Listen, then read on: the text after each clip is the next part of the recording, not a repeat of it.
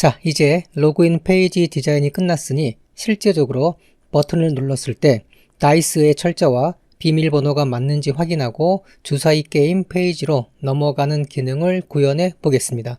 물론 우리가 나중에 파이어베이스나 클라우드 파일 스토어 등을 사용하면 훨씬 더 멋있게 이런 기능들을 구현하겠지만 이번 시간에는 기본적인 if문으로 간단하게 구현해 보겠습니다. 그리고 이미 if문에 대한 기본 지식이 있으신 분들은 동영상 설명에 적어둔 시간대로 점프하시면 됩니다. 그럼 지금부터 if문에 대해서 가볍게 알아보겠습니다. 말 그대로 조건문은 어떤 조건이 맞을 때에 한해서 무언가 행동을 실행으로 옮기는 것입니다. 그래서 만약 뭐뭇이라면 뜻을 가진 if라는 단어로 시작하고요. 그 뒤에 구체적인 조건이 등장합니다. 그리고 이 조건의 부합 여부에 따라 if문 바디 내의 동작이 실행될지 말지가 결정됩니다. 그런데 문제는 조건이 여러 가지가 있을 수 있다는 것입니다. 가령 A와 B가 같을 때, A와 B가 다를 때, A이면서 B일 때, A이거나 B일 때입니다. 또한 A가 B보다 클 때, A가 B보다 작을 때, A가 B보다 크거나 같을 때, A가 B보다 작거나 같을 때 등의 비교 연산자 기호들도 있습니다. 이 조건 표현식들은 꼭 암기해야 하니 혹시 아직이시면 잘 기억해 두시기 바랍니다. 그럼 잠시 달트패드에서 if문 연습을 해보겠습니다. 랜덤으로 수학 점수에 해당하는 숫자를 불러와서 각 점수대에 맞는 메시지를 출력해 보겠습니다. 우선 랜덤으로 숫자를 불러오려면 먼저 dartmath 라이브러리를 임포트해야 합니다.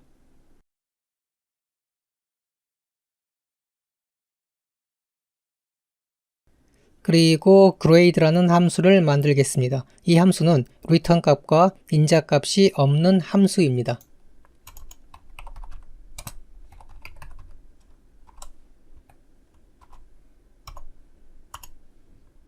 이제 int 타입으로 score라는 변수를 하나 만들어 주겠습니다.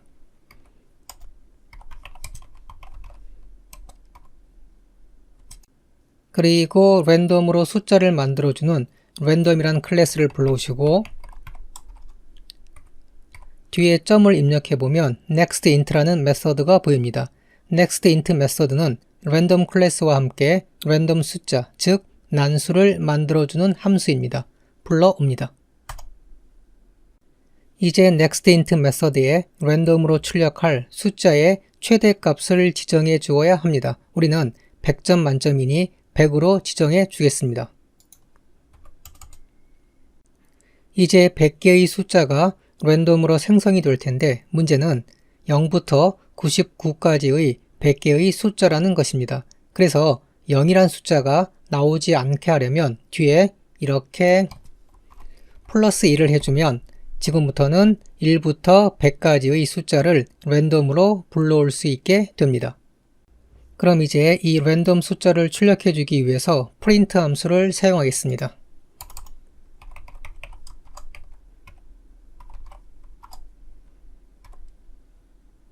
이번에는 메인 함수에서 grade 함수를 불러와서 출력을 해보겠습니다.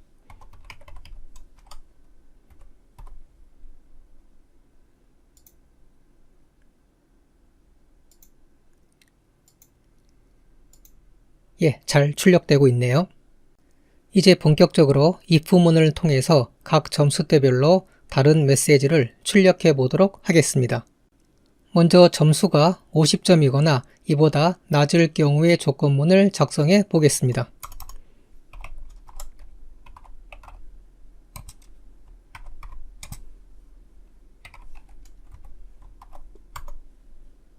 그리고 이 조건이 충족될 때 출력될 메시지를 이렇게 넣어 주겠습니다.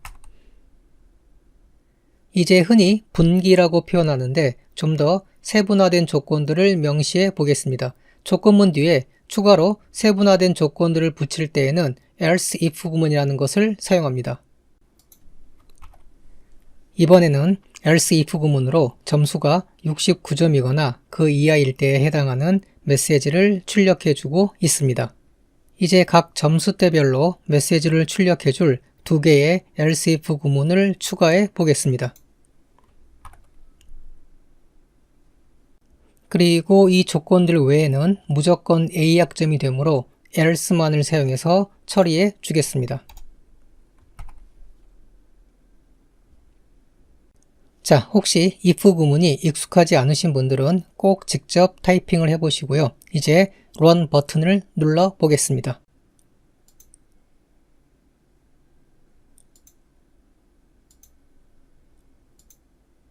보시듯 매번 랜덤으로 점수가 생성되고 그에 맞는 학점이 잘 출력되고 있습니다.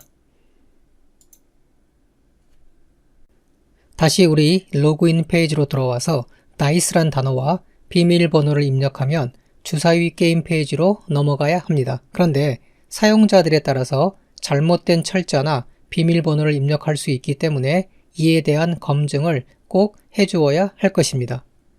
그런데 그 전에 검증을 위해서 버튼을 클릭하면 사용자가 텍스트 필드에 입력한 데이터를 가져와서 if문에서 비교를 해야 하는데 우리는 아직 이 데이터를 가져오는 기능을 구현하지 않았습니다. 우선 이 기능부터 구현해 보겠습니다.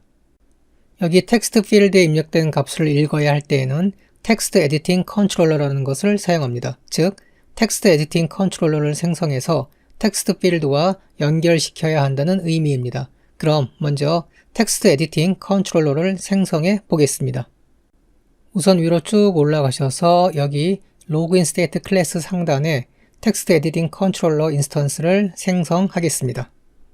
우리는 현재 dice를 입력할 텍스트 필드와 비밀번호를 입력하는 텍스트 필드 이렇게 두 개를 가지고 있으니 두 개의 텍스트 에디팅 컨트롤러 객체가 필요합니다.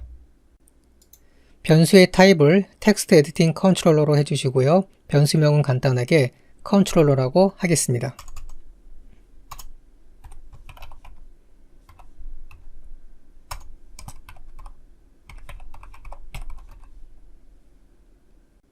그리고 텍스트 에디팅 컨트롤러 생성자를 통해서 인스턴스를 생성합니다.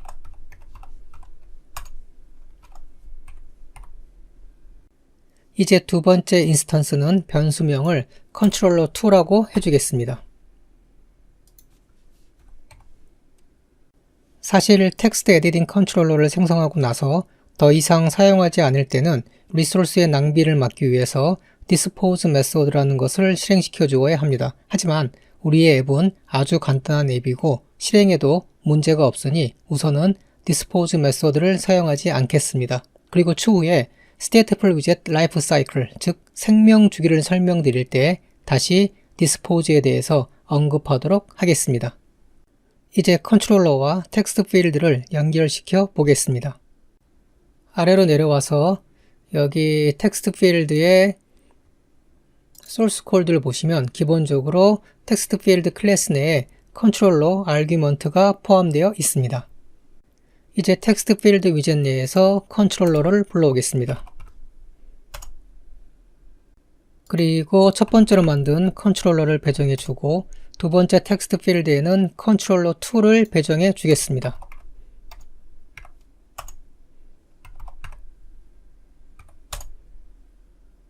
이로써 우리는 두 개의 텍스트 필드에 입력되는 값을 각각 가져올 수 있게 되었습니다. 이제 컨트롤러를 사용해서 if문으로 validation을 구현해 보겠습니다. 물론 이 외에도 if문과 같은 역할을 하는 케이스 구문이라는 것도 있지만 오늘은 if문만을 사용해 보겠습니다. 이제 raised 버튼 내에 onPressed 함수로 와서 먼저 두 가지 요건이 충족될 경우 dice 게임 페이지로 이동하는 기능을 구현해 보겠습니다. if문 뒤에 조건으로 좀 전에 설명드렸던 A이고 B일 때의 조건을 줍니다. 즉, dice라는 철자가 맞고 비밀번호인 1, 2, 3, 4가 맞을 때만 dice 게임 페이지로 이동을 하는 것입니다.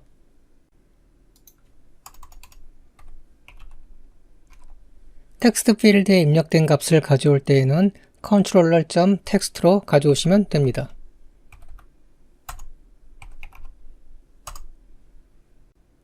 그래서 controller.text의 값이 dice와 같고 그리고 controller2.txt의 값이 1, 2, 3, 4와 같을 때에는 이렇게 푸시 함수를 사용해서 다이스 페이지로 이동을 하겠습니다. 그리고 여기 빨간 밑줄이 생기는 건 당연히 우리가 아직 다이스 페이지를 만들지 않았기 때문입니다. 혹시라도 페이지 이동 구현에 대한 기억이 가물가물하시다면 반드시 순환맛 강좌 22번을 복습해 보시기 바랍니다. 자, 이제 검증을 하는 과정에서 두 가지 경우를 가정해 보겠습니다. 하나는 다이스란 철자가 맞고 비밀번호가 틀린 경우, 또 하나는 다이스란 철자가 틀리고 비밀번호가 맞는 경우입니다. 그럼 잠시 영상을 멈추고 한번 직접 else if 구문으로 각자 구현을 해보시기 바랍니다. 잘 구현이 되셨는지요? 이 두 가지 경우 역시도 A이고 B일 때의 조건으로 구현을 해줍니다. 그래서 이렇게 구현이 될 것입니다. controller.txt의 값이 다이스와 같고 controller2.txt의 값이 1, 2, 3, 4와 같지 않을 때, 그리고 controller.txt의 값이 다이스와 같지 않고 controller2.txt의 값이 1, 2, 3, 4와 같을 때입니다. 그리고 마지막으로 else 구문으로 그 외의 모든 경우를 처리해주면 됩니다. 이제 스낵바에 컨텍스트를 전달해주기 위해서 Single Child Scroll View 위젯부터 Builder 위젯으로 감싸 주겠습니다. 자, 위쪽에 쭉 올라오셔서 Single Child Scroll View 오셔서 클릭을 하시고 Alt Enter를 누르신 다음에 Wrap with 위젯을 선택해 줍니다. 그리고 위젯을 Builder 위젯으로 바꾸어 줍니다. 이제 child를 builder argument로 바꿔주시고 뒤에 한 번 더 컨텍스트를 불러옵니다. 이제 이 build 메서드 안에서 single child scroll view를 리턴해 줍니다. 그리고 이제 이 single child scroll view는 리턴된 위젯이 되었으므로 밑으로 쭉 내려와서 클로징 레이블에 세미콜론을 붙여줍니다. 역시나 왜 갑자기 빌더 위젯을 사용하는지 이해가 안 가시는 분들은 순환맛 강좌 18, 19번을 꼭 복습해 보시기 바랍니다. 아래 동영상 설명에 링크를 적어 두었습니다. 자, 이제 빌더 위젯으로 컨텍스트를 전달할 수 있게 되었으니 스낵바를 구현해 보겠습니다.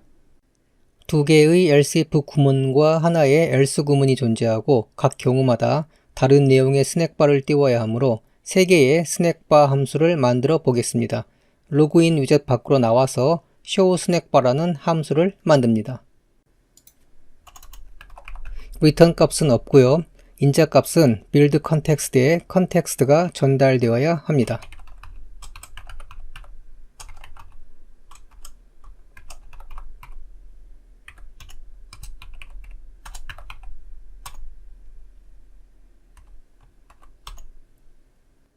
그리고 scaffold.of 메소드를 불러와서 스낵바를 구현해 줍니다. 텍스트의 내용은 로그인 정보를 확인하세요로 하겠습니다. 그리고 스낵바의 텍스트 얼라인은 센터로 해주겠습니다.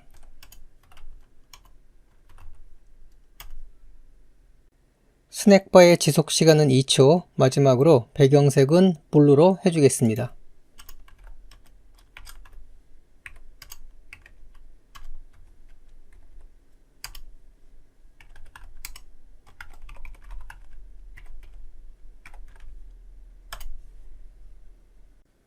이제 이 show 스낵바 함수를 복사를 해서 2번 붙여넣기를 해줍니다.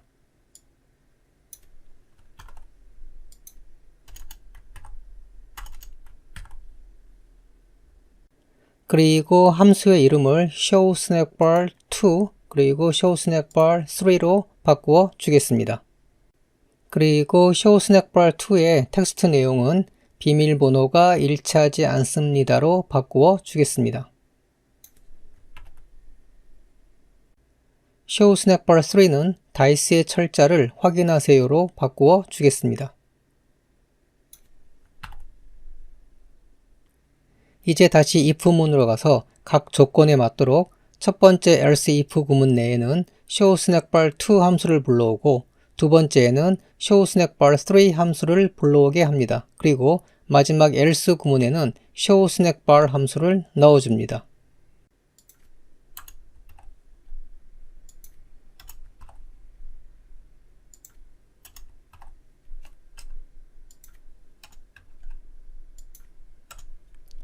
이로써 기본적인 모든 코딩이 끝났습니다. 그런데 우리가 아직 다이스 페이지를 만들지 않았기 때문에 빨간 밑줄이 가면서 에러가 나타나고 있습니다. 간단하게 임시로 다이스 페이지를 만들어 보겠습니다.